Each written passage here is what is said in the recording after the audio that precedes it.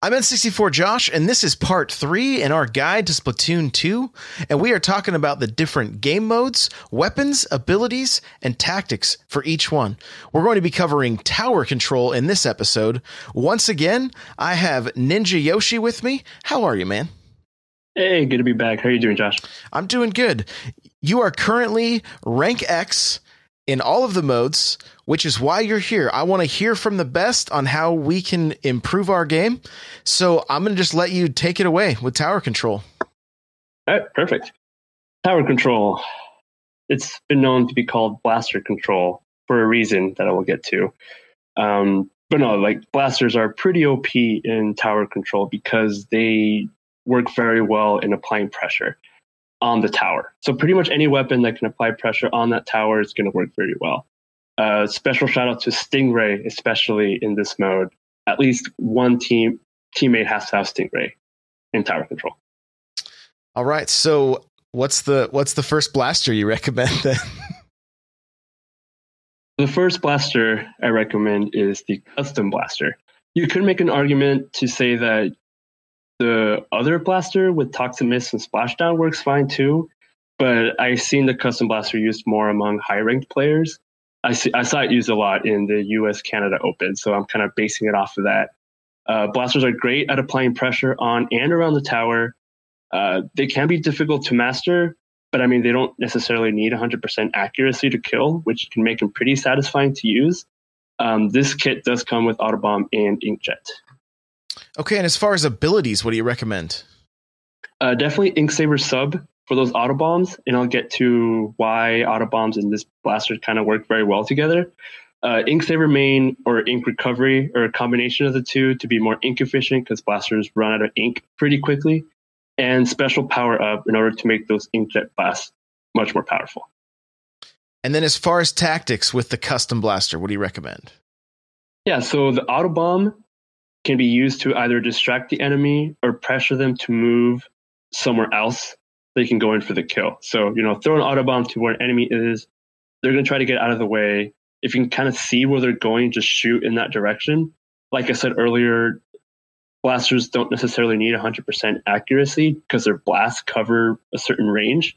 So just being able to know where they're going, running away from the autobomb is very helpful. The inkjet is helpful in defending the tower, or at least the area around it, to help push forward. Now, when using the inkjet, make sure someone's actually on the tower and just stay along with them. It does create a distraction as well for them. So being able to kind of be a distraction and pull off kills with that blaster or with the inkjet is going to be very helpful. All right, and we're trying to cover 2 weapons per game mode here. So what's the next weapon you recommend? So the next one is actually my main weapon in tower control. It's the heavy Splatling. It's my personal weapon to use because it provides pressure, both offensive and defensively. It is more of a support weapon in the tower, so you kind of want to try to rely on other people getting on the tower. But it could be played aggressively if you're good enough. It comes with Sprinkler and Stingray. And then what abilities do you recommend with the heavy Splatling? Definitely run speed. I run, no pun intended, 1 main and 3 subs of that. It's very useful for strafing with the heavy. Special charge up as well to get that special more often because you're going to want to just use that Stingray as often as possible. And special power up in order to increase the time and pressure with that Stingray. You could also use, again, a combination of ink recovery or ink saver just so you can shoot out ink more often because it does use up a little bit every time you charge up. So just being able to constantly charge up your ink is going to be very helpful. And then as far as tactics, what do you recommend?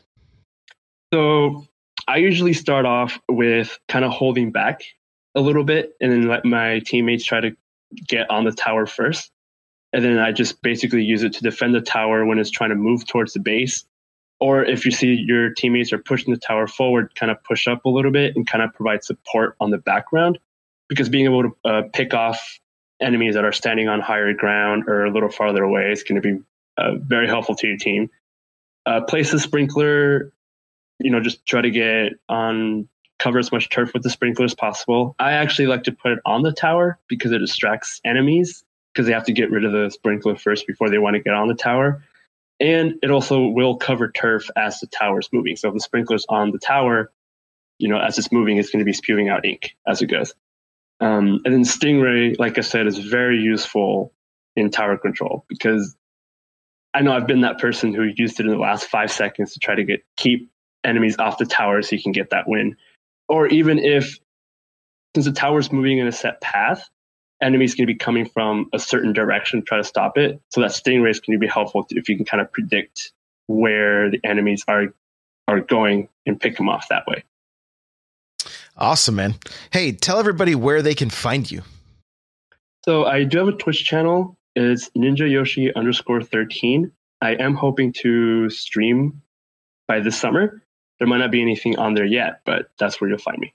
All right, make sure to follow that, guys. If you have any questions, concerns, whatever, let us know in the comments section.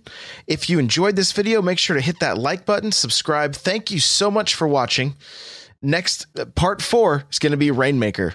So we'll see you in that episode. Later.